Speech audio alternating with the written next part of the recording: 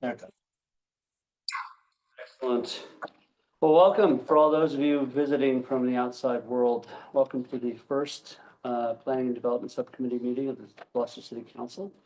It's January 22nd, 2025. I'm the chair, Jason Groh, at-large councilor. To my left is Dylan Benson, Ward 2 City Councilor. To my right is Valerie Gilman, the at-large city councilor, and the vice chair. We have Suzanne Egan with us tonight, our city solicitor. And we have Aid Church tonight, who is our one and only opening and closing act. So actually, two things we should do. We've got one, the Zoom link has been posted on the agenda, so if you're listening to us, you already know that. We have one item that is to be continued, which is the letter from St. Peter's Fiesta Committee requesting permission to use St. Peter's Park and Rogers Street on June 25th through June 29th, 2025. That'll be continued to February 19th, 2025. They have to go through this special events activities committee, and then they'll come back to us. So with that, we have our first special city council permit, 2025-001, Friends Street number 64 and Taylor Street number 61, map number 52, lot number 48/24, special permit for multifamily use for greater than 7 dwelling units under GZO section 2.3.1 residential units, subsection 8, conversion to or new family, multifamily or apartment dwelling, 7 or more dwelling units in the R5 district. And again, we have Aiden Church. If you could, for the record, name and address. We're going to have you give your presentation, but we also have some issues that have arisen that we should talk about, that my fellow councilors don't know about yet. So we should start with your presentation and then go to the issues. Sure. So for the record, my name is Aiden Church. I'm an attorney with Seaside Legal Solutions, address 123 Main Street here in Gloucester. I was actually going to address the issues prior to the presentation, if you don't mind. So it was brought to our attention today that, there are a couple of issues with this project currently that, will have to be addressed elsewhere outside of this committee. So I just want to set expectations for the meeting tonight and just let you know that we're going to ask for a continuance at the end of this meeting. We're not going to ask you to take a vote on this application tonight. So the first issue is that the city has let us know that they are taking the position that the project will require zoning relief for the pre-existing dimensional nonconformities. So a change in use normally requires you to permit the existing nonconformities at the ZBA. We were under the understanding that this project would not be a substantial change in use and would therefore not require prior zoning approval, but it seems that we are going to be going back to the zoning board prior to the planning and development subcommittee being able to take up this application. The second issue is that there's an existing deck encroachment in the rear of the second structure, which, as you'll see later on in the presentation, we're not touching the second structure, but because it's part of the lot, part of the makeup of the multifamily as a whole, that encroachment will have to be addressed prior to it just creates some permitting issues, so we're gonna address that prior to as well. So, like I said, we're going to be asking for a continuance. I would like to just make the presentation in case, it was a noticed meeting, so in case there's anybody watching online, and just to, familiarize the committee as well. So, in the presentation, will you show us where that encroachment is? yes. Okay. Yep. So, if you have no questions now, I can just dive right in. Just dive in and Okay. we'll go. So for a little background, the work that we're proposing is essentially to permit an existing unpermitted unit. So the locus currently has 10 total units across 2 structures. There's 6 in one, 4 in the other. We're gonna eliminate one unpermitted unit in one structure, and we're hoping to permit the other one for a total of 9 dwelling units across the 2 structures. So building 1 is the rear unit. This isn't a good view, but I'll show you a little later on. That one has 6 units. Building 4 is the 4 unit. The existing building 1, the 6 units are currently permitted with the city. building 2 only has 2 out of the 4 permitted. So 2 units are currently vacant, so we're not going to be, for the work that needs to take place, we're not going to be removing any occupants or anything like that. So it's in the R5 district. The owner actually owns that vacant lot to the rear that's shown basically immediately above. You can see my cursor actually. So that is used only for parking, and there's sufficient parking for all of the dwelling units in that plot. So the 2 lots have merged for the purposes of zoning because of the existing lot that the structures are on is non-conforming due to the structures, which is why we're on ZBA. So those 2 lots have merged to try to clear those non-conformities, but the structures are still non-conforming. So here you see building 1 is the one in the rear on the left on this view. So like I said, there are 6 legal dwelling units. Building 2 on the right is the 2.5 story. There are 4 dwelling units, only 2 of which are permitted. As you probably know from looking through the application, one of the previous owners of the locus had tried to get this relief previously in 1987. That relief was denied. It's unclear from the building file whether or not these existed at the time. It would seem from the decision that they might have not, but we don't actually know. So we will ultimately be requesting a change of use special permit for a conversion to a multifamily with 7 or more units under GZO section 2.3.1 subsection 8. So that requires a CCS special permit. It will not be a major project because it's less than 11 units, less than 21 bedrooms, and we couldn't find any multifamily permits for the abutting parcels in the past 36 months. And 1 unit will be restricted as affordable to comply with the inclusionary housing requirements. So here's the site plan. You can see here that encroachment, existing encroachment on the back deck there.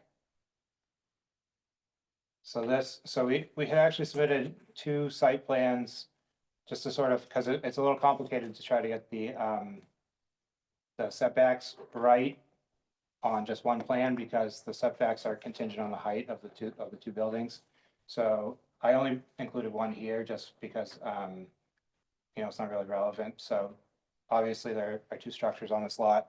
The grade 1 is just the setbacks don't apply in this site plan to that structure, but that's the layout of the lot. And as you can see, there are over 10 parking spaces on the vacant lot on that fronts on Taylor Street. So here are the site plans. This is the existing plan for building 1, which again is the 6 unit, the 3-story building. There's no proposed work in there. This is the elevation plan. And then here are the existing and the proposed work for building 2. So all that's happening is on this first floor, they're going to open up an existing separating wall, the dividing wall here, and just make this one single dwelling unit as opposed to the 2 that they are currently. So there's no exterior work being proposed at all to accomplish this. So there's no changes here in the exterior, except potentially on building 1 if they have to remove that deck, but the encroaching deck, but we'll cross that when we get to it, obviously. So, but no exterior change to the existing 4-unit building. Yeah, you have a question. Yeah, so when you're talking about no exterior changes, so the height of the building now is not going to change, is that Yeah. what you're? No, So it's not gonna look there's not gonna be added Nope. height because more units are going in. there's actually going to be less units. We're actually Okay. taking a unit away from, we're taking an existing unit away from this building and permitting one of the existing unpermitted building, Okay. one of the existing unpermitted units on the first floor. Okay, thank you for that So, clarity. yeah, so no exterior change on either structure, no height change, no change in the footprint, nothing. Okay. So here we just usually provide just the aerial view of the neighborhood, and again, that vacant parcel is part and parcel of this application as a whole. And here's just the base map. So here's a view from the street of the structure that we're permitting the unit in. That's again, the 4-unit structure. And then here's the existing 6-unit, so which is, Structure. yeah, which again, all 6 are legal in that Hang one. on 1 second. Suzanne, we have audio, our audio is on, right? We're not muted. Right, Okay, somebody's got their hand up and I wanted to make sure it wasn't because they couldn't hear us. Okay. So here's a view of the lot on the rear, the Taylor Street lot, just to show, this is an old picture, but it just shows, you know, the breadth of the lot and the available parking area there. And then here's an up-to-date photo of the garage. And then, so as you know, the standard for a change of use special permit is that it must be in harmony with the general purpose and intent of the GZO, not adversely affect the zoning district, neighborhood, or city. And then you consider the seven factor test under section 1.8.3. So just to go through those factors, it has to serve the social, economic, and community needs. Here, the 10-unit configuration has existed for a while without any issue. Properly permitting the unit will bring us into compliance with the GZO while allowing all the occupants to remain on the lot in the structure. 1 unit, as I said, will be restricted as an affordable unit. There'll be no impact to traffic flow or safety because we're not creating any new units, and there's already sufficient parking that is being utilized on Taylor Street. The utilities are sufficient because they have been sufficient for more lots than we're trying to permit. In terms of neighborhood character and social structure, the R5 district allows for the greatest density in the city. As I said, the existing multifamily has existed as is, whereas for numerous years prior to today. And then because 2 of the units are currently vacant, as I had said, eliminating 1 will not displace anybody, so it won't have any direct impact on the neighborhood character or social structure in that respect. And by removing the 1 unit on the ground floor of that building 2, we're actually diversifying the bedroom count a little on the locus so that, you know, it's not just all sort of single bedroom units. And then there's no impact on the quality of the natural environment because it's already developed, and as I said, we're not proposing any exterior changes. The additional recognized unit will provide some new growth tax revenue for the city. And obviously a properly permanent structure will benefit the owner in the long run, whether he decides that, you know, he wants to sell it or whatever. Having structure in full compliance with the GZO is obviously beneficial, and it's not in the flood zone, so there's no vulnerability to flooding for that final 1.8.3 factor. So just to wrap it up here, it will need change of use special permit. We're not proposing any exterior changes. We're just proposing that limited interior work. We're eliminating the 1 unpermitted unit and properly permitting the last one for a total of 9 across the whole locus. So that will require, as I said, the 2.3.18 special permit. But as of today, we're going to just request to continue so we can address those issues that I talked about earlier. I thought I'd bring up, I know the subcommittee usually likes to have a site visit. So assuming that, you know, you'll grant our continuance to address these other issues, we'd still be happy to schedule a site visit, you know, at your discretion during the period of time that we're being continued on this. So. Okay, no problem. Does anybody else have any questions right now? Yeah. So the inclusionary housing provision, that will be in perpetuity, correct? Yeah, it's a deed restriction, so we'll have to record something with the registry. Now, with that, my understanding is most of these are rental units, or all are rental units right now. Yeah. And they're at market rate, below market rate. Is the inclusionary housing designation going to displace anybody who's existing there now? No, it shouldn't. My understanding is that they all rent for likely below market rate, just due to their size. And I think, you know, my understanding was that not much would change from restricting that unit other than, you know, restricting it in perpetuity moving forward. Making sure that they qualify. Yeah. What about the parking lot? That's a separate lot completely. Yeah. How is it connected? How do we prevent the loss of the parking spaces by selling off that lot? Sure, see, you can't sell off that lot because you would create, I mean, there are already existing nonconformities Right, on another- this lot, but you can't then sell that lot off because then you would bring back those nonconformities related to lot size and things of that sort, so. Right, yeah, okay. Just under zone, like, in theory, you could sell it off, but under zoning laws, you can't sell it off and then build on it. It would be, it's not legal. so. Okay. Learn something new every day. Term. Infectious invalidity. Infectious invalidity. Wow, that sounds like a band. Infectious invalidity, I like that. And when this is happening, what will happen to the people that are living there right now? What will happen to those people? So I'm not sure what the actual makeup is currently in terms of occupancy versus vacancy, but Okay. because there are 2 units that are currently vacant, my understanding is that the work that needs to be done on that first floor of that building too, if there is somebody in one of those 2 units or both, there's space available in the other units to move people around. Okay. So nobody's going to be displaced from the limited amount of interior work. That was my question, and thank you. May I just ask Yeah. a question? So the R5 district of which it's in is 1 parking spot per unit, correct? Yeah. Okay. How long has this particular owner owned this property, do you know? He acquired in 2000, or the entity acquired in 2005. 2005.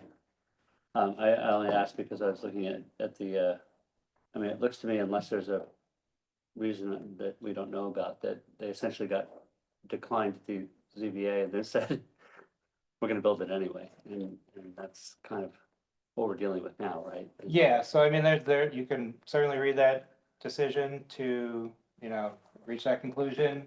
Again, if you review the file, it's not entirely clear as to when they were constructed, obviously, and then they don't have permits for them, so it wouldn't be clear, but I'm not positive whether or not they were already in 1987 when they sought that relief. Doesn't really matter, but we're here now. Right. So I'm trying to remember if there's any other questions I had. Suzanne, is there anything we need to be concerned No, with I at this think point? you covered everything. So- It's gonna be continued and to seek the zoning relief that's, in 1987, they sought the zoning relief to have additional apartments, and so it's appropriate for them to do that now also. What- And then the encroachment obviously has to be resolved. What's the consequence of the ZBA saying, no, we told you no once, we tell you no again? I mean, it's already built, people are living there, but what if they decide that they don't wanna retroactively grant these easements? The variances? Variances, The sorry, it's not variances, easements, the right? zoning relief? Yeah. So it would be out of compliance with the zoning, it'd be in the same place it is now. And what essentially. does that mean in terms of? It means that there could potentially be, so legally, what it means is there could be an enforcement order issued, right, to bring your property into compliance and whatever that means, so that, make the dimensional changes to the structures to bring it into compliance. In reality, what it means, that's something for the building inspector, but this, as Aiden said, this building has been in place since prior to 1987 Right, and out of compliance yeah, Since then. since then. So, 40 years. so I got a question. So I'm looking at the application, which is on the 2nd page of the packet. And the day that it was stamped in the clerk's office was December 19th, 2024. So how will that date be measured in terms of delays and in terms of our requirement to make sure that this gets done within a certain amount of time? And what will be the process for you to seek an adjustment if it's not due, to come back to us for a vote? But, Sure, for the, or at least I think it's for the public hearing. I talked to Joel right before the meeting. There's 2 options. One is that we open a public hearing and continue it, as we've Okay. done with other projects, and Yeah. just let it continue on. We did that with 20 Main Street, that was open Okay. for ages. The other option that Joel said he wouldn't be averse to would be to sign a waiver stating that they were waiving the 65-day rule. Okay, And move on from that. So Okay. either way, we can do that. I think that's a function of, I mean, if they don't want to do the waiver, but he already said you would like to do that, or be willing to do that, we would just open and continue the public hearing. Advertise it and then open and continue it. So we have two options available to Okay. us. And Aiden, have you noticed the abutters at this We have, point? Is that why perhaps this nonconformance came up? For the person that, whose property is, I guess you don't have to tell me. but- No, I'm not sure. Okay. Okay, but they've been noticed that this is Yes. happening. Okay, Yep. Right. I don't have any further questions. All right. So, I wanted to ask you about the porch in the back. I mean, that's a variance issue, but it's also an easement issue, yeah, with the people on the property, that it's overhanging or, Yeah, whether it's resolved through easement or, moving it or eliminating it, we don't know yet, as I said, this was, I mean, obviously we have the site plan, but right? the fact that it's an issue is just part of our Is it attention necessary today, so. for like fire safety in terms of, I think it is a secondary egress yeah, currently, so obviously preferably it would be an easement to keep it where it is rather than, it would have to be relocated somehow onto the property all right. otherwise. Anything else? You have to formally ask me, or we're just gonna continue this? So it sounds like you've already asked for a continuance, so so if you file something, file it with the city clerk's office Okay. to waive the time limit, I think that would be smart, Yeah. sure. yeah, That's- and it has to be, right, as you know, it has to be filed with the clerk's office in order for it to be valid. And I'm not in a hurry to have a site visit until What's it gets that? to the ZBA, right? So, Yeah. we need to wait to hear what's happening. Yeah, no, I think it before makes we, sense that we'll schedule have a site something. visit. And We so- can have it before the next time it pops up on our subcommittee meeting, we can have it before that. We'll If know. we wanted to, but we Yeah. could wait until we take the vote from P and D, whatever. No, I mean, we'll let ZBA do their thing. Oh, yeah. And then of course. we can have it before it comes back to us again. We can schedule it. So that we can get right into the meat of the issue, I think. Because I think the encroachment issue will have to be resolved before it goes to ZBA, because Yeah. typically ZBA doesn't Deal with it. relieve unless there is the And what structures on the lot. What Joel has always done is he's always sent like notices out to the abutters. I For the see site that- visit, Yeah. And sometimes if we wait too long, then it gets to be hurried, so it's always good to, give people enough time to take a look at it and say, oh, it's 3 days away, not it's tomorrow night or something Yeah. like that, so just, Yeah. I'm sure Joel's gone over that with you. Are you raising your hand? No, Oh, no, I was on my Sorry. corner. All right, anything else? No. No? It's No. good to be back. It's fun Yes. stuff. We're gonna have a great First- year. First Yeah. special permit of the year. I know, big deal. 2025. All right, anybody want to do a motion to adjourn? Do you want to do a motion to continue? Oh, do we have to? Oh, no. Or you have to you have to do something. Yeah. Oh, That can't be all right. just me. I That's fine. move to continue this until a later date. Well, I think you have to do a date certain. Do you have a specific request for when you want this to be put back on the calendar? So if we need to get all the way through the ZBA, it would have to be, so we missed this. I don't think that we can make tomorrow's deadline, so I think it would have to be sometime in late March or so at earliest. Okay, so why don't we, when do we have, our meetings are the first and, what are our meetings?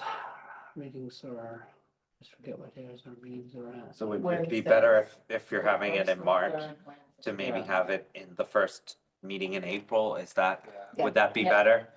Yeah. So our first meeting in April? Yeah, I'm just looking to see what the Yeah. date is on that. And then in the interim, you'll file the waiver. I think the public hearing has to be opened and continued if you don't do that by February 12th or something like that. I remember what she said. What is our first meeting in April? March. That would be Wednesday, April the 2nd. So it's, motion would be to continue this to April 2nd, 2025. Okay, so moved. Second? All right, any discussion? None? All in favor? Aye. Great. Motion to adjourn. Actually, yeah, that's great. Second? All in favor? Aye. Great. Thank you very much, everybody. We're gonna